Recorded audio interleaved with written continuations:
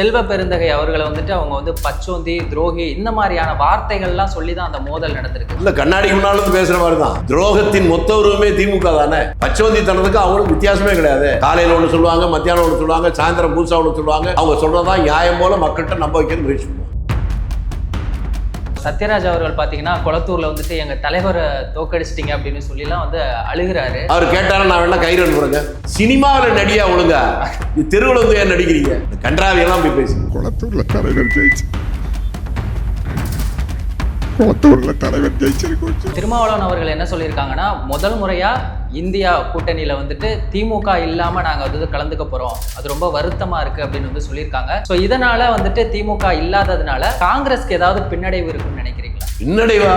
இப்பதாங்க நல்லா சந்தோஷமா இருக்கிறோம். நாங்க தேசிய அளவிலேயே காங்கிரஸுக்கு வட மாநிலங்கள் பட இடங்கள் எங்களுக்கு வந்த பிரச்சனைக்கே திமுக தான் காரணம். அதெல்லாம் உங்களுக்கு புரியாது. அடியும் உதவியும் பட்டவனுக்கு தான் தெரியும். இப்போ அவங்க இல்லாயிட்டு அப்போ ஏழை நாட்டு சனி எங்களை பிடிச்சது விட்டுருச்சு. ஸ்டாலின் அவர்கள் வந்து என்ன சொல்லியிருக்காங்கன்னா, திமுகவோட தயவால தான் வந்து தாவேகாவோட ஆட்சி நடக்குது அப்படின்னு வந்து சொல்லி. உண்மைதான், கரெக்டுங்க. அவங்க அயோக்கியத்தனம் பண்ணலன்னா இந்த ஆட்சி எப்படி வரும்?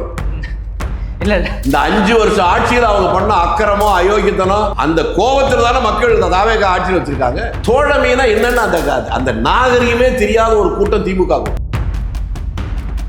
ரஜினிகாந்த் புகழின் உச்சியில் இருக்கிற போது அவர்கிட்ட போய் அரசியல் ரீதியாக பேசின முதல் அரசியல்வாதி யாருன்னு தெரியுமா? நான் தான். In and out life style நேயர்களுக்கு வணக்கம். இன்னைக்கு நம்ம கூட சிறப்பு விருந்தினராக காங்கிரஸ் கட்சியோட மூத்த தலைவர், ஊடக செய்தி தொடர்பாளர், அரசியல் விவாதங்கள்ல நடக்கக்கூடிய எல்லாத்தையுமே அனல் பறக்க பேசக்கூடிய திருச்சி வேலுச்சாமி சார் தான் வந்திருக்காங்க.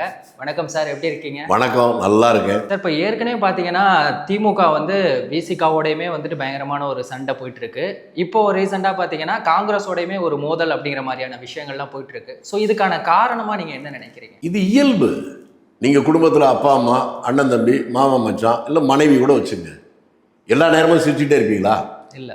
தனி மனித வாழ்க்கையில் ஒரு குடும்பத்துக்குள்ளே மோதல் வருவது, பாசம் வருவது இயற்கைன்னா, ஒரு அரசியல் கட்சி எப்பவுமே நிரந்தரமாக ஒன்றா தான் இருக்கும், சண்டையே போட்டுக்க மாட்டாங்க அப்படின்னு நினைப்பது அது உண்மையல்ல, யதார்த்தம் இல்லை.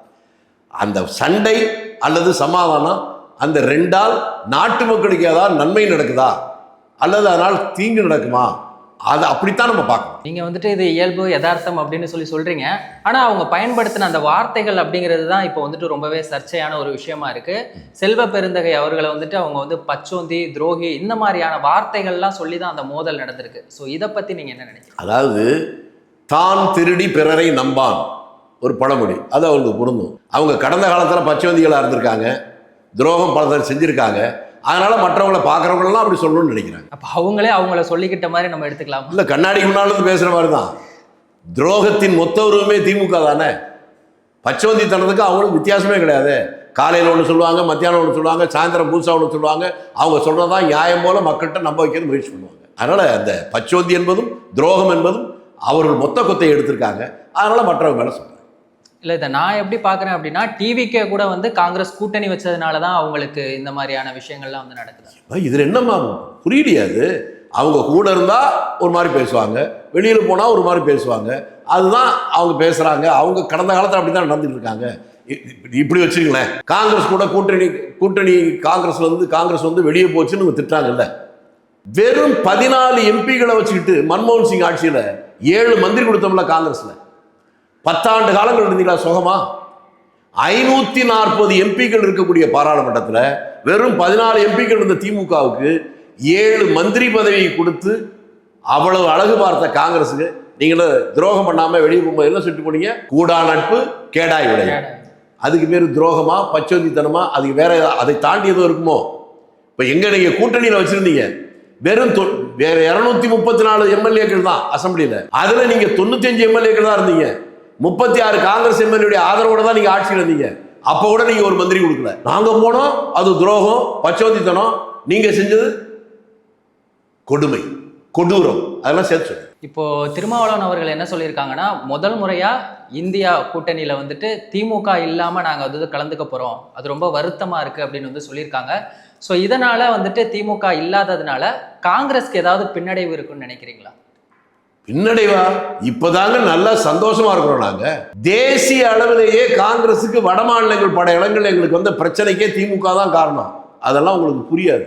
அடியும் உதையும் பட்டவனுக்கு தான் தெரியும். கடைசியாக நடந்த பீகார் தேர்தலையே கடைசியில் நாங்கள் தோக்குறதுக்கு என்ன காரணம்? ஒரே ஒரு நாள் இந்த புண்ணியமா ஸ்டாலினை கூட்டு போனது தான். அதுக்கு முன்னால மத்திய பிரதேச தேர்தல் நேரத்தில் இவங்க இங்கே அசம்பிளியில் பேசுனது அங்கே பாதிச்சது. வட மாநிலங்களில் காங்கிரஸ் கட்சிக்கான எதிர்ப்பே திமுகவோட கூட்டணி வச்சிருக்காங்கன்னு தான் பிஜேபி எல்லா இடத்துலையும் சொல்லி எங்களுக்கு எதிராக உருவாக்குறாங்க. இப்போ அவங்க இல்லாயிட்டு அப்போ ஏழை நாட்டு சனி எங்களை பிடிச்சது விட்டுருச்சு அப்படின்னு சந்தோஷமான பண்ணுவோம். இதில் வருத்தம் கிடையாது. இப்போ திமுக சைட்ல இருந்து சொல்ற ஒரு விஷயம் என்னன்னா, தாவேகா வந்து ஆட்சியிலையும் பங்கு தர்றேன், அதிகாரத்திலையும் பங்கு அப்படின்னு சொன்னப்பலாம் காங்கிரஸ் போய் டிவிகே கூட கூட்டணி வைக்காம திமுக மூலமா ஜெயிச்ச அந்த சீட்டை வச்சு இன்னைக்கு டிவிகேல போய் ஜாயின் என் தம்பிகளை ஒன்று என்னன்னாக்க, உங்களை போன்றவங்க புரிஞ்சுக்க வேண்டியது, உங்க அப்பனையே ஜெயிக்க வைக்க முடியல உங்களால, அப்புறம் நீங்க என்ன எங்களை ஜெயிக்க வைக்கிறது? இந்த கேள்விகளை நீங்க அவங்ககிட்ட கேட்கணும். தோழமைனா என்னன்னா அந்த நாகரிகமே தெரியாத ஒரு கூட்டம் திமுக கூட்டம். மியூச்சுவல் ட்ரஸ்ட் என்பது அதுல தான் ஒரு தோழமை இருக்க முடியும். ஜெயிச்சா அவங்களால, தோத்தா எங்களாலயா? என்ன பேச்சு இது? காங்கிரஸ்ல இப்ப 5 பேர் ஜெயிச்சிருக்கான். திமுக தொடங்கின காலத்துல இருந்து இப்ப கன்னியாகுமரி ஜெயிச்சிருக்காங்க, விளவங்கோடு, கிள்ளியூர், குளச்சல், இந்த 3 தொகுதியில எப்பாவது திமுக ஜெயிச்சிருக்கா? எந்த காலத்திலையும் திமுக ஜெயிக்காத தொகுதியில தான் காங்கிரஸ் ஜெயிச்சிருக்கு. அப்ப அவங்களால ஜெயிச்சோமா இல்ல எங்களால ஜெயிச்சோமா? உங்களாலதான் ஜெயிச்சிருக்கு. அப்புறம் இந்த உண்மையை புரிந்து கொள்ளாமல் மீடியாவில் இருக்கவங்க அவங்க சொல்றதெல்லாம் அப்படியே வாந்தி எடுத்தா பயனில்லை. அதனால முதல்ல இந்த நாகரிகம் தெரியல, பண்பாடு இல்லாதவர்கள். தோழமை என்பது மியூச்சுவல் ட்ரஸ்ட் தான். உங்கள் மீது எனக்கு இருக்கிற நம்பிக்கை, என் மீது உங்களுக்கு இருக்கிற நம்பிக்கை. இது ஜெயிச்சா நாங்க, தோத்தா நீங்க என்று சொல்வது அரசியல் கடைந்தெடுத்த அயோக்கியத்தனம். அந்த விமர்சனம் வந்து நாங்கள் தப்பிச்சு வெளியே வந்துருக்கோம். இப்பதான் ஹாப்பியா இருக்கிறோம், மகிழ்ச்சியான நேரத்தில் இது திரும்பி அவங்களை பத்தி பேசி. இப்போ ஸ்டாலின் அவர்கள் வந்து என்ன சொல்லியிருக்காங்கன்னா, திமுகவோட தயவால தான் வந்து தாவேகாவோட ஆட்சி நடக்குது அப்படின்னு வந்து சொல்லி. உண்மைதான், கரெக்டுங்க. அவங்க அயோக்கியத்தனம் பண்ணலன்னா இந்த ஆட்சி எப்படி வரும்? இல்ல இல்ல, இந்த 5 வருஷம் ஆட்சியில் அவங்க பண்ண அக்கிரமோ அயோக்கியத்தனம், அந்த கோபத்தில் தானே மக்கள் இந்த தாவேகா ஆட்சியில் வச்சிருக்காங்க. அப்ப திமுக தானே தாவேகா வந்திருக்கு. அந்த உண்மையை அவர் சொல்ற போது ஏன் நீங்க ஒத்துக்க மாட்டேங்கிறீங்க? ஆனா அவர் சொல்ற உண்மை எப்படி இருக்குன்னா, அவங்க திமுகவோட கூட்டணியில இருந்த கட்சிகள் வந்து தாவேகாவுக்கு ஆதரவு. அவர் சொன்ன வார்த்தை உண்மை என்னன்னு நான் சொல்லிட்டேன்ல, அது சரிங்கிறீங்களா தப்புங்கிறீங்களா? கரெக்ட் தான். அவங்க ஒழுங்கான ஆட்சி நடந்தா தாவேகா மக்கள் ஓட்டு போடுவாங்க? வாய்ப்பே இல்லை. இல்ல அப்ப அந்த உண்மையை சொன்னதுக்கு அவர் பாராட்டுவோம், அவரே விமர்சனம் பண்ணி. இப்போ சத்யராஜ் அவர்கள் பாத்தீங்கன்னா குளத்தூர்ல வந்துட்டு எங்க தலைவரை தோக்கடிச்சிட்டீங்க அப்படின்னு சொல்லி எல்லாம் வந்து அழுகிறாரு. ஏன் அவர் கேட்டாலும் நான் வேணா கயிறு அனுப்புறேங்க. சினிமாவில் நடியா ஒழுங்கா, இது தெருவில் வந்து ஏன் நடிக்கிறீங்க? உங்க பொண்ணு ஒரு பேட்டி கொடுத்தா என்ன அதுக்கு பதில் சொல்ல சொல்லுங்க. இந்த கன்றாவியெல்லாம் போய் பேசுங்க. இப்போ அண்ணாமலை அவர்கள் வந்துட்டு புதுசா கட்சி ஆரம்பிக்கிறதுக்கு ஸ்டார்டிங்கா ஒரு இயக்கம் ஒன்று ஆரம்பிச்சிருக்காங்க. நேத்து 1 மில்லியனுக்கு மேல வந்துட்டு அந்த இயக்கத்துல சேர்ந்திருக்காங்க. 1 மில்லியனுங்கிறது 1 கோடி அல்ல, 10 லட்சம்னு வச்சுங்களேன். 10 லட்சம். அப்ப ஏற்கனவே 10 லட்சம் பேர் பிஜேபியில் இருந்திருக்காங்க, கரெக்டா? அந்த 10 லட்சமே இவர் கூட வந்துட்டாங்க. அப்ப பிஜேபியில் ஆள் இல்லை, அப்படியா? இல்ல, அதுதான். இதை பத்தி நீங்க என்ன நினைக்கிறீங்க? நான் ஒண்ணுமே நினைக்கல. கேனப்பய ஊர்ல கிறுக்கு பையன் நாட்டாமைங்கிற மாதிரி இந்த மக்கள் தெளிவாகிற வரை இந்த மாதிரி பைத்தியங்கள்லாம் நான் அதை பண்றேன் இதை பண்றேன்னு சொல்லிட்டு தான் இருக்கும். அரசியலுக்கு அண்ணாமலைக்கு என்ன சம்பந்தம் சொல்லுங்க? அவர் பேசுற விஷயங்கள் எல்லாமே வந்துட்டு ரொம்ப தெளிவா இருக்கு. தெளிவா இருக்கா? இப்ப நீங்க போதையில இருந்தீங்க. இல்ல இல்ல, நான் திரும்ப பேசுறேன்னு சொல்லட்டுமா? பெங்களூர்ல பேசுறேன்னு சொல்லட்டுமா? மாண்டியாவில் பேசுறேன்னு சொல்லட்டுமா? நான் கன்னடன் என்று சொல்லிக் கொள்வதில் பெருமைப்படுகிறேன். சாகும் வரை கன்னடாக இருப்பேன் என்பதை உறுதி கூறுகிறேன். அவர் பேசியிருக்காரு, உங்களுக்கு தெரியுமா? காவிரி பிரச்சனை வந்தால் நான் கர்நாடகத்துக்கு ஆதரவாகத்தான் இருப்பேன், இறக்கு வரை நான் கன்னடன் தான். அப்படி பேசுற பேச்சு உங்களுக்கு வேணுமா? அதெல்லாம் தெளிவா இருக்குன்னு சொல்றீங்களா? இல்ல, இங்க நடக்கிற அதாவது நேரத்துக்கு தகுந்த மாதிரி பச்சோந்தி கூட சில நேரம் தான் மாறும். இது அதை விட மோசமான கேஸ் எல்லாம் நீங்க உயர்வா நினைச்சீங்கன்னா பாவம் தம்பி, உங்களுக்கு அனுதாபப்படுறேன். நேர்மையாளர்களை பத்தி நீங்க பாராட்டுங்க, இப்படிப்பட்ட சந்தர்ப்பவாதிகளை புறந்தள்ளுங்க, அதான் நல்லது. இப்போ அண்ணாமலை அவர்களோட இந்த இயக்கத்தால பிஜேபிக்கு ஏதாவது இழப்பு இருக்குன்னு நினைக்கிறீங்களா? பிஜேபி இருந்தா தானே இழக்க இருந்தது, ஒண்ணுமே ஏற்கனவே இல்லை, என்னப்பா இழக்க போகுது? எல்லாருமே கேட்குற ஒரு விஷயம். ஏன்னா பிஜேபியில எல்லாருமே வந்துட்டு சப்போர்ட் பண்றாங்க அப்படின்னா அதுக்கு முக்கியமான காரணம் வந்துட்டு அண்ணாமலை அவர்கள் வந்து பிஜேபியில இருக்கிறதுனால தான். அப்படிங்கிற அதனால தான் இப்போ இந்த 25 எம்எல்ஏ ஜெயிச்சு, அதனாலயா இப்போ பிஜேபியில் 25 பேர் ஜெயிச்சிருக்காங்க. அவர் நிக்கல, நின்று இருந்தா ஜெயிச்சிருப்பாரு அப்படிங்கிற ஒரு. அவர் நின்று இருந்தா அவர் ஜெயிச்சிருப்பாரு. போன தடவை நின்றாரா? ஆமா, 2000 நின்றாரா? ஜெயிச்சாரா? தோத்துட்டாங்க. என்னப்பா அவளே இல்லையா 5-6 பிள்ளையான்னு சொல்ற மாதிரி ஒரு தடவை கூட ஜெயிக்காத ஒருத்தர் இருந்திருந்தா ஜெயிச்சிருக்க முடியும். என்ன சொல்றீங்க? எனக்கு புரியல தம்பி. கொஞ்சம் விவரமாக சொன்னீங்கன்னா நான் புரிஞ்சுக்கிறேன். இல்லை சார், இப்போ திடீர்னு எதுக்காக இப்படி பிஜேபியில இருந்து விலகி அவர் ஒரு கட்சி ஆரம்பிக்கணும்? அவர் எதுக்கு ஆரம்பிக்கிறாரு அவர் சொல்லட்டும். அதனால் உங்க ஊருக்கு என்ன பிரயோஜனம், உங்களுக்கு என்ன பிரயோஜனம், எனக்கு என்ன பிரயோஜனம், மக்களுக்கு என்ன பிரயோஜனம்? எதுவுமே இல்லாத ஒரு விஷயத்தை பற்றி நீங்கள் ஏன் சீரியஸாக பேசுறீங்க? நம்ம தெருவில் போகிறோம், நம்ம ஒரு கடைக்கு போகணும்னு போகிறோம், இடையில ஆடு போகும், மாடு போகும், நாய் போகும், நரி போகும், இதெல்லாம் போகும். ஆனால் நம்முடைய இலக்கு அந்த கடைக்கு போகிறது.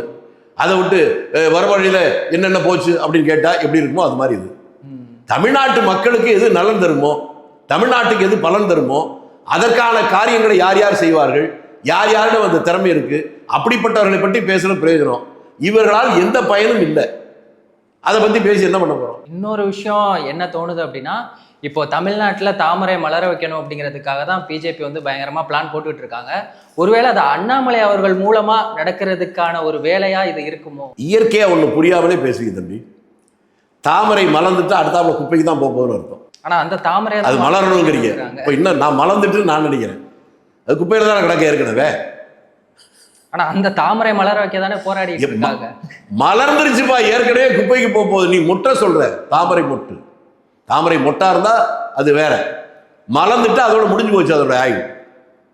ஓ, நீ தாமரை மலர்ந்துருச்சுன்னு சொன்னாக்க பிஜேபி முடிஞ்சு போச்சுங்க. உங்க நல்ல எண்ணத்தை வாழ்த்துகிறேன். அது தம்பி உங்க எண்ணம் நல்ல எண்ணம் தான்ப்பா, அது ஒளியணும்னு நினைக்கிறீங்க. அதை உங்களுக்கு தெரிஞ்ச லாங்குவேஜ் சொல்லுங்க. அது நான் மட்டும் இல்ல, தமிழ்நாட்டுல தமிழ்நாடே அப்படி ரைட். அது ரொம்ப ரொம்ப நல்லதுதான். எல்லாரோட நோக்கமுமே அதுதான். ரொம்ப நல்லது தம்பி, நல்ல விஷயத்தை சொல்லிருக்கீங்க, மகிழ்ச்சி. இல்ல அதுதான், அப்ப அண்ணாமலை அவர்களை வச்சு அந்த ஒரு விஷயத்த பண்ணிருவாங்களா அப்படிங்கிற ஒரு கேள்வி நடந்தா நல்லது தானே. தாமரை அழிஞ்சா முடிஞ்சா நல்லது தானே. அது அண்ணாமலை நடந்தானே இல்ல ஆறுமுகசாமி நடந்தானே, யார் செஞ்சாலும் நல்லது. இல்ல அவர் மூலமா வந்துட்டு தாமரை அழிஞ்சிச்சுன்னா ஓகே, மலர வைக்கிறதுக்காக அண்ணாமலை அதான் மலர்ந்தாதான் அழிவுன்னு அர்த்தம். அழிவுக்கு பேர் தான் மலர்ச்சின்னு சொல்றேன்னா. மலர் அவரை மூலமா மலர் வைக்க போறாங்கன்னா அழிக்கிறாங்கன்னு அர்த்தம். அது அவர் மூலமா நடந்தா அவரை வாழ்த்துவோம். சூப்பர் ஸ்டார் ரஜினிகாந்த் அவர்களை போய் அண்ணாமலை சந்திச்சிருக்காங்க, அதுக்கு என்ன காரணம்னு நினைக்கிறேன்? யார் யாரோ சந்திக்கிறாங்க, அவங்க பேரெல்லாம் நம்ம சொல்லிட்டு தான் இருக்க முடியுமா? ரஜினிகாந்தை நீங்க அரசியல் ரீதியாக கேட்குறீங்க, என்ன கேட்குறீங்க சொல்லிட்டீங்கன்னா நான் சொல்லலாம். இல்லை, நான் அரசியல் சார்ந்த அரசியல் தானே கேட்குறீங்க. ரஜினிகாந்த் புகழின் உச்சியில் இருக்கிற போது அவர்கிட்ட போய் அரசியல் ரீதியாக பேசின முதல் அரசியல்வாதி யாருன்னு தெரியுமா? நான் தான். 1991 தமிழ்நாட்டில் திமுக ஆட்சி டிஸ்மிஸ் செய்யப்பட்டு ஜெயலலிதா முதலமைச்சராக வந்திருக்க நேரம். திமுக ஆட்சி டிஸ்மிஸ் செய்யப்பட்டு ஜெயலலிதா முதலமைச்சராக வருவதற்கான அதில் பெரும்பங்கு எனக்கும் இன்னைக்கு பிஜேபியில் இருக்கக்கூடிய சுப்பிரமணிய சாமிக்கும் உண்டு. அன்னைக்கு பிரதமராக இருந்த சந்திரசேகர் மூலமாக அதை நகர்த்தி இந்த ஆட்சியை டிஸ்மிஸ் பண்ணனால தான் ஜெயலலிதா ஆட்சிக்கு வந்துச்சு. ஆட்சிக்கு வந்ததற்கு பின்னால இவ்வளவு பெரிய உதவி செய்த நம்மளுக்கு மரியாதை கொடுக்கல அப்படிங்கிற ஒரு எண்ணம் சுப்பிரமணிய சாமிக்கு வந்துச்சு. அவர் என்கிட்ட தான் பேசுறாரு. நான் அதை சீரியஸாக எடுத்துட்டு ஏதோ நினைச்சேன். இல்லை, நாம இல்லைன்னா ஊர்லேயே இருந்திருக்க முடியாது.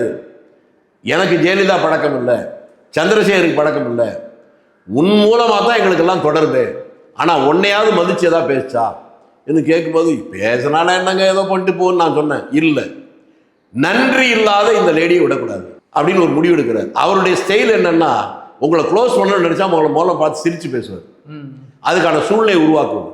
அவர்கிட்ட தான் பல விஷயங்கள் நான் கற்றுக்கிட்டேன். இந்த மாதிரி விஷயத்தை உடனே முடிக்கணும்னு நினைக்கிறார். அப்போ என்கிட்ட பேசும்போது இல்லைங்க, அவர் நல்ல பலமாக இருக்காங்க, திமுக முடிஞ்சு போச்சு, ஒரு 2 சீட்டு தான் ஜெயிச்சிருக்கு, நீங்கள் இப்போதைக்கு ஒன்றும் பண்ண முடியாதுன்னு சொல்லும்போது அப்போ ஒரு பேச்சு அவருக்கு வருது. உச்சத்தில் இருக்கக்கூடிய ரஜினிகாந்தை வைத்து பண்ணால் ஒருவேளை இவங்களை வீழ்த்த முடியும்னு நினைக்கிறார். அதை என்கிட்ட சொல்கிறார். இப்படி சொல்கிறாங்களே சரியா, கொஞ்சம் நியாயமாக தான் படுது. அவருக்கு பின்ன அவருக்கு ஒரு பெரிய புகழ் இருக்கு, சூப்பர் ஸ்டார்னு சொல்லி தமிழ்நாட்டில் இளைஞர் இருக்காங்க. அவர் ஒருவேளை அரசியலுக்கு வந்து இதை பண்ணால் இவங்களுக்கு எதிராக, ஆளுங்கட்சிக்கு எதிராக ஒரு பெரிய ஃபோர்ஸாக வர முடியும். நீங்கள் சொல்கிறது உண்மைதான். அப்போ அவர்கிட்ட பேசி பார்த்தா அவர் அரசியல் வர்றாரா இல்லைன்னு தெரியும்னு சொன்னேன். நீங்கள் முயற்சி பண்ணு. ரைட், அதுக்கான முயற்சி பண்ணுறேன்னு முடிஞ்சிச்சு. அது பேசி முடிச்சு அதுக்கு நானே ஏற்பாடு பண்ணேன்னு அவரே சொன்னார். அந்த நாள் மறக்க மாட்டேன். நத்தத்தில் தான் ஒரு கூட்டம். நானும் சுப்பிரமணிய சாமி பேசிட்டு அங்கேருந்து ட்ரெயினில் ஏறி சென்னைக்கு வந்துட்டு இருக்கோம். ட்ரெயினில் வரும்போது தான் நான் பேசிக்கிட்டு இருந்தேன். என்ன சார் சொன்னீங்க, ஏதாவது பார்த்து பேசுனீங்களா? என்ன சார் பண்ணுறது, ஒன்றும் புரியல. ராஜாராம் தான் மூத்த தலைவர், அவருக்கு தெரியும் நினச்சி அவர்கிட்ட சொன்னார். அவராலையும் பண்ண முடியல. அதுக்கப்புறமா ஷோ தான் அவருக்கு ரொம்ப வேண்டியவருக்கு சொன்னாங்க, அதுக்காக அவர்கிட்ட சொன்னோம், அவரும் பண்ண முடியல, என்ன பண்ணுறதுன்னு தெரியல அப்படின்னார். வந்துட்டோடனே அதுக்கப்புறம் ஷோ சொன்னார்னு சொல்லி ஒருத்தர் வர சொல்லியிருக்கேன், முக்கியமான ஒரு ஆள் அவர்கிட்ட பேசுறேன். வந்தா யார் வர்றாருன்னா ராதாரவி வர்றாரு. அப்போ நடிகர் சங்க தலைவர் சோ சுப்பிரமணிய சாமி, ராதாரவி 3 பேர் உட்காந்துக்கும். அப்போ தான் ரூம்குள்ளே போகிறேன். உள்ளே போனவொடனே என்ன பார்த்தோன்னே ராதாரவி திருச்சிக்காரர் தான் இவனுக்கு தெரியல. என்னை பார்த்தோன்னே இன்னைக்கு வரலும் என் பேரன் வேலுசாமின்னு சொல்ல மாட்டார். இப்போ பார்த்தாலும் வாங்க வேலாயுத அண்ணாச்சின்னு தான் சொல்லுவார். அவர் அண்ணே வேலாயுத அண்ணாச்சினே வாங்கண்ணே வாங்கண்ணேன்னாரு. உட்காந்தோடனே சுப்பிரமணிய சாமி அவர் தெரியுமான்னு, எங்கள் ஊருக்காரர் தானே எனக்கு தெரியாதா? அவர் லா காலேஜில் படிக்கிற போதே அந்த கூட்டத்தில் நான் பேசுகிறேன், எனக்கு பழக்கம் உண்டு. அப்போ இதை ஓப்பன் பண்ணுறாரு. நீங்கள் தான் கொஞ்சம் பேசணும் ரஜினிகாந்த். அவர் தான் அதை சொன்னார். ஐயோ எனக்கு அவர் நல்ல பழக்கம்தான், ஆனால் அவர்கிட்ட இந்த மாதிரி விஷயம்லாம் பேச முடியாது, அவர் ஒரு மாதிரியான கேரக்டர், அதோட நிறுத்தியிருந்தா பரவாயில்ல, இந்த மாதிரி வேலைக்கு எனக்கு தெரிஞ்சு ஒருத்தர் தான் ஃபிட்டுங்கிறாரு. யாருன்னு சுப்பிரமணிய சாமி பேர், நம்ம வேலாயுத அண்ணாச்சி தான் அப்படி என்ன காட்டுறாரு. என்னடா நம்மள சொல்றாரு. ஏன் சார் நீங்கள் ஏன் போய் பேசக்கூடாது? சரி பேசுவோம், முயற்சி பண்ணி பார்ப்போம். அதுக்கப்புறம் அவர் சந்திப்பதற்கு ஒருத்தர் மூலமாக ஏற்பாடு பண்ணுறோம். இவர் அடுத்த நாள் வந்து அமெரிக்கா போகிறார் சுப்பிரமணிய சாமி. அதுக்கு முன்னாலே அவர்கிட்ட பேசி டைம் ஃபிக்ஸ் பண்ணியாச்சு. 2 நாள் கழிச்சு இவர் அமெரிக்கா போயிட்டார். நான் இவரை பார்க்க போகிறேன். அவர் வீட்டில் போய் 1.5 மணி நேரம் பேசிட்டு இருந்தேன். நல்லா பேசி முடித்தார். கீழே இறங்கி வந்தோம். இறங்கி வரும்போது கீழே பார்த்தா அவர்கிட்ட ஃபோட்டோ எடுக்கிறதுக்கு ஒரு 100 பேர் நிற்கிறான். நான் சொல்லிட்டு வேகமாக போனேன். அண்ணே அண்ணே என்ன சத்தம் போட்டார். இன்னும் என்னன்னு கேட்டேன். என்னண்ணே நீங்கள் பாட்டு போகிறீங்க, என்ன விஷயம்னு கேட்டேன். இவ்வளோ பேர் ஃபோட்டோ எடுக்காங்க, நம்ம இவ்வளோ நேரம் பேசிக்கணும், ஒரு ஃபோட்டோ கூட எடுக்கலையே. பரவாயில்ல விடுங்க. நான் வந்து அவர் பக்கத்துக்கு போகல, அவர் என் பக்கத்துல வந்து என்னை கட்டி பிடிச்சாரு. ஒரு ஃபோட்டோகிராஃபர், அப்போல்லாம் ஃபோட்டோ எடுக்க ரொம்ப கஷ்டம், இப்போ தான் சாதாரணம். ஒரு படம் எடுக்கணும்னு சொல்லி அந்த படத்தை அவரே பெருசு பண்ணி ஃப்ரேம் பண்ணி எனக்கு அனுப்பிச்சார். ஊரில் இருக்கு. இது முடிஞ்சுது. வீட்டுக்கு வந்த உடனே லாஸ் ஏஜென்சிலேருந்து சுப்பிரமணிய சாமி என்கிட்ட கூப்பிட்றாரு. என்ன சார் பார்த்துட்டீங்களான்னு. பார்த்துட்டேன். என்ன சரியா வருமானாரு. என்னுடைய கணிப்பு வேற சார். என்னன்னு கேட்டார். இவர் எந்த காலத்திலும் அரசியலுக்கு வரமாட்டார். அப்படி அரசியலுக்கு வந்தாலும் அது அவருக்கு நல்லது, தமிழ்நாட்டுக்கு நல்லது. என்ன சொல்றீங்க? அவருடைய இயல்பான கேரக்டர் வந்து அரசியலுக்கு சூட் ஆகாது. அவர் சினிமாவில் நடிக்கிறாரு, ஆனா யதார்த்த வாழ்க்கையில அவர் நடிக்கல. இப்படி யதார்த்தவாதி மக்கள்கிட்ட அரசியல்ல வெற்றி பெற முடியாது. இதாங்க என்னுடைய கணிப்பு. அப்புறம் ஏன் சார் கட்சி ஆரம்பிக்க போறதா வந்து சொல்லி? நான் என்ன சொன்னேன் உங்களுக்கு புரியுதா புரியலையா? ஆரம்பிச்சிருந்தாலும் தோத்து போயிடுவான்னு சொன்னேன். அப்பயே சொல்லிட்டேன். இன்னைக்கே என்னுடைய கருத்து அதுதான். அவர் நல்ல மனிதர், அதில் மாற்றம் இல்லை. அந்த நல்ல மனிதருக்கு அரசியலில் வந்து நடிக்க தெரியாது. இது அன்னைக்கே நான் சொன்னேன். இப்போ அவரை போய் இப்போ கேட்டீங்கன்னாலும் இப்போ என்னுடைய கருத்து அதுதான். ஆனால் இப்போ ரீசெண்டாக ரஜினிகாந்த் அவர்கள் என்ன சொல்லியிருந்தாங்கன்னா, நான் கட்சி ஆரம்பிச்சிருந்தேன்னா கண்டிப்பாக ஜெயிச்சிருப்பேன் அப்படின்னு வந்து சொல்லியிருக்காங்க. எது வேணாலும் சொல்லலாம். நான் கூட நினைச்சிருந்தா உலகத்தை தலைகளை புரட்டி போட்டு. அவர் ஏன் ஆரம்பிக்கிறாரு சொல்லுங்க. எங்க அரசியலே முழு நேரம் 55 வருஷத்தை தாண்டி முழு நேரம் அரசியல் இருக்கேன்னா தமிழ்நாட்டை கால்படாத ஊர் இல்லை. இப்போ உங்க ஊரை சொன்னேனே, ஊர் எங்க இருக்கு, பக்கத்தூர் என்னன்னு சொன்னேன். பக்கத்தூர்ல 75ல் முத அந்த சின்ன கிராமத்தில் ஒருத்தன் தெத்தூர்ல அந்த ஊர்ல இருந்து எமர்ஜென்சியில ஒருத்தரை கைது பண்ணாங்க, மிஸ் ஆகலன்னு அதெல்லாம் சொன்னேன். இவ்வளவு ஊரெல்லாம் தெரிஞ்சிருக்க நானே அரசியல் இன்னும் முழுக்கா தெரியாம தவிச்சுட்டு இருக்கேன். இவங்க எங்கே ஏசி ரூம்ல உட்காந்து இவ்வளவு நினைச்சா எல்லாம் நடந்துடும் சொல்லலாம் சார். நடக்குதா இல்லையாங்கிறது வேற. அப்படி நடந்தா தமிழ்நாட்டுக்கு இது நல்லதா கெடுதலா அதையும் யோசிக்கணும்ல. இப்போ அரசியல் தெரிஞ்சாதான் அவங்க வந்துட்டு அரசியலுக்கு வரணுமா? அப்படி பார்த்தா இப்போ முதலமைச்சர் விஜய் அவர்களுக்கு வந்துட்டு அரசியலுக்கு அந்த அளவுக்கு ஒரு புரிதல் கிடையாது. இருந்தாலும் இப்போ அவர் முதலமைச்சர் ஆயிருக்காங்களே, அப்போ எப்படி மக்கள் தேர்ந்தெடுத்திருக்காங்க? அரசியல்ல இருக்கிறவனே தடுமாறுறான். புதுசா வரும்போது கஷ்டப்படுவாங்கன்னு சொன்னேன், ஆனா வரக்கூடாதுன்னு நான் சொல்லல. ரஜினிகாந்தனுடைய கேரக்டருக்கு அவர் அரசியல் சூட் ஆகாதுன்னு தான் சொன்னேன். அரசியலில் வருவதற்கு அனுபவம் இருந்தால் நல்லது. அதுக்கு முதல்ல அனுபவத்தை விட மிக முக்கியமானது அவனுடைய எண்ணமும் அவனுடைய நேர்மையும். அது மக்கள் புரிஞ்சுக்கிட்டு அப்படிப்பட்ட ஆட்களை தேரணும். ஒரு காலத்துல அரசியல் இந்த ஊர் பக்கத்துல, சென்னைக்கு பக்கத்துல தாம்பரம். இந்த தாம்பரத்தில் ஒரு எம்எல்ஏ ஜீவானந்தம், கம்யூனிஸ்ட்காரர், சட்டமன்ற எதிர்கட்சி தலைவர் அவர் தான். காமராஜ் முதலமைச்சராக இருந்தது. அந்த ஊர்ல அவர் இருந்த வீடு குடிசை, பட்டா கூட கிடையாது, புறம்போக்குல இருந்தார். அந்த ஊர்ல ஒரு நிகழ்ச்சிக்கு போகுது காமராஜர். அந்த வீட்டு குடிசைக்கு முன்னால போய் தேடி போய் பார்த்து வாடா போலான்னு கூப்பிட்டாக்க அவர் இடுப்புல துண்டு தான் கட்டி இருக்கிறாரு. ஏன்னா நேரமாகலைய நிகழ்ச்சிக்கு என்ன துண்டோட நிற்கிறது. அதுக்கு அவர் பதில் சொல்றாரு, நீ முதல் மந்திரின்னு மிரட்டினா நான் வேணா பயப்படலாம், நான் துவச்சி போட்டிருக்க வேட்டி சட்டை பயப்படுமா? அது காயாம நான் விடுவேன். மாற்று சட்டை கூட அவருக்கு கிடையாது. மாற்று சட்டை வேட்டி கூட இல்லாவிட்டாலும் நேர்மையானவன் நாணயமானவன் அப்படின்னு தெரிஞ்சு மக்கள் ஓட்டு போட்டதுனால நேர்மையானவர்கள் நாணயமானவர்கள் ஆட்சியில் இருந்தாங்க. அதற்கு பின்னால போல 420களுக்கே மக்கள் ஆதரிச்சதுனால இந்த சீரடி வந்துச்சு. அதுல இருந்து ஒரு மாற்றம் வந்து இது நல்லது நடக்குதோ இல்லையா அது வேற விஷயம். பணம் இருந்தாதான் ஒருத்தர் தேர்தல் நிற்க முடியும், அது உடைஞ்சு போச்சா? ஜாதியின் சொல்லி தான் ஜெயிக்க முடியும், அது உடைஞ்சு போச்சா? மதத்தை வைத்து தான் அரசியல் பண்ண முடியும், அது உடைஞ்சு போச்சா? சாதாரண பாமரனும் ஜெயிக்க முடியும் அப்படின்னு வந்திருக்கு. அதற்கு பதிலாக இன்னும் அடுத்த கட்டம் தான் அவன் நேர்மையாளனாக இருந்தால் ஜெயிக்க முடியுங்கிற எண்ணத்தை உருவாக்கும். அதுவும் வந்துட்டா தமிழ்நாடு மீண்டு பழைய பொற்கால அரசியல். இதுதான் என்னுடைய கணிப்பு. இப்போ ரஜினிகாந்த் அவர்கள் வந்துட்டு அரசியலுக்கு வரேன் அப்படின்னு சொல்லிட்டு வரல. இப்போ நான் எதுக்கு இதை சொல்றேன் அப்படின்னா, இப்போ லதா ரஜினிகாந்த் அவர்கள் வந்துட்டு இப்போ மக்கள் படை இயக்கம் அப்படிங்கிற ஒரு இயக்கத்தை ஸ்டார்ட் பண்ணியிருக்காங்க. ஸோ இதுக்கு என்ன காரணம்னு நினைக்கிறேன்? அது சும்மா பேர் யாரும் இது சீரியஸா பேசுறவங்களெல்லாம் விட்டுறீங்க, காமெடியா பேசுறதெல்லாம் நீங்க சீரியஸா எடுத்துக்கிறீங்க. நான் என்ன பண்ண முடியும்? இல்ல சார், திடீர்னு ஒரு இயக்கம், அதை தான்பா சொல்றேன். நீ சீரியஸா எடுத்திருக்க, நான் அதை காமெடியா தான் பார்க்கறேன். இப்போ முதலமைச்சர் விஜய் அவர்களோட தாவேக்கால காங்கிரஸ் கூட்டணியில இப்ப இருக்கீங்க. காங்கிரஸ் மக்களுக்காக அடுத்து என்ன மாதிரியான நடவடிக்கைகள் எடுக்க போறீங்க? அரசியலில் மக்கள் சேவை என்பது இதுதான் அதுக்கு தனி இலக்கணம் இல்லை. மக்களுக்கு தேவை புதுசா வரும். அது எப்படின்னா பசி மாதிரி வச்சுக்கலேன். காலையில் டிஃபன் சாப்பிட்டீங்களா? சாப்பிட்டேன். மத்தியானம் இப்போ சாப்பிட போறீங்களா? காலையில் தான் சாப்பிட்டீங்களா? இப்போவே சாப்பிட போறீங்க? மத்தியானம் சாப்பிட்டா நிரந்தரமாக பசி போயிருமா? நைட்டு சாப்பிடுவீங்கல்ல? அது மாதிரி மனிதர்கள் வாழ்கிற வரை அவருடைய தேவைகள் இருந்துட்டு தான் இருக்கும். அரசியல் கட்சி ஆட்சி என்பது அந்த தேவைகள் இதுதான் வரும் இதுதான் வராதுங்கிறதல்ல. எது வந்தாலும் அதை எப்படி மக்களுக்கு சாதகமான ஒரு சூழ்நிலை உருவாக்குவது. அதில் அடிப்படை என்பது உணவு, உறையிடம். அதை போல நாங்கள் பேசியிருக்கோம். ஆறாத சோறு, கிழியாத ஆடை, ஒழுகாத வீடு, இது தேவைம்பாங்க. அதை தாண்டி ஒரு பெரிய தத்துவத்தை அப்பவே சுதந்திரம் வர்ற போதே காந்தி சொன்னார். சுதந்திரம் கிடைச்சது மகிழ்ச்சி தானே கேட்டாங்க போல மாதிரி. என்றைக்கு ஒரு கன்னிப்பெண் உடல் முழுவதும் நகை அணிந்து கொண்டு இருட்டு நேரத்திலே ஒரு இடத்திலிருந்து இன்னொரு இடத்திற்கு அச்சமின்றி போகிற நாள் வருவதோ அன்றைக்கு தான் சுதந்திரம் அடைந்தாக நான் நினைப்பேன். அதுக்கு தான் இந்த ஆட்சி பயன்படும் நினைப்பேன். அன்றைக்கு தெரியல, இப்ப புரியுதா? குழந்தையிலிருந்து 70 வயது கிளைவர்களும் பாதுகாப்பு இல்லை. அப்படி ஒரு நிலைமை வரும்போது தான் அவர் எவ்வளவு தொலைநோக்கு பார்வையோடு சொல்லியிருக்காரு. அதனால் ஆட்சி அதை நோக்கி போகணும். தப்பில்லாத ஒரு நிர்வாகம் வேணும், பாமரனுக்கு மரியாதை வேணும். இதுதான் தேவை. சாப்பாடு கூட அதுக்கப்புறம். நீங்கள் என்ன பண்ணணும்? அடிப்படையில் விவசாயத்தை உயர்த்தணும், தொழில்துறையை உயர்த்தணும், ரெண்டையும் மேம்படுத்த கல்வி வேணும். இது பொதுவான இலக்கணம். அதை தாண்டி மக்களுக்கான பாதுகாப்பு. அந்த பாதுகாப்பு கடந்த காலத்தில் இந்த ஒரு மாதத்துக்குள்ளேயே முதலில் ஆட்சி பொறுப்புக்கு வந்தவுடனேயே சொன்ன ஒன்று, நான் சாதாரண மனிதன், எதுவுமே இல்லாமல் இருந்தவன், எனக்கு எல்லாவற்றையும் கொடுத்தது தமிழ் மக்கள். இவ்வளவாவற்றையும் கொடுத்த இந்த தமிழ் மக்களுக்காக நான் ஏதாவது செய்ய வேண்டும் என்று தான் அரசியலுக்கு வந்திருக்கிறேன். இந்த பதவி வைத்து ஒரு ரூபாய் கூட லஞ்சம் வாங்க மாட்டேன், ஊழல் செய்ய மாட்டேன், அதை உறுதியளிக்கிறேன். என்னோடு இருக்கிறவர்களும் ஊழல் செய்யாமல் பார்த்துக் கொள்வேன். என்னுடைய நிர்வாகத்தில் இருக்கக்கூடிய அரசியல்வாதிகள் மட்டுமில்லாமல் அதிகாரிகள் தவறு செய்தாலும் அவர்கள் மீது கடும் நடவடிக்கை எடுப்பேன் சொன்னாரா?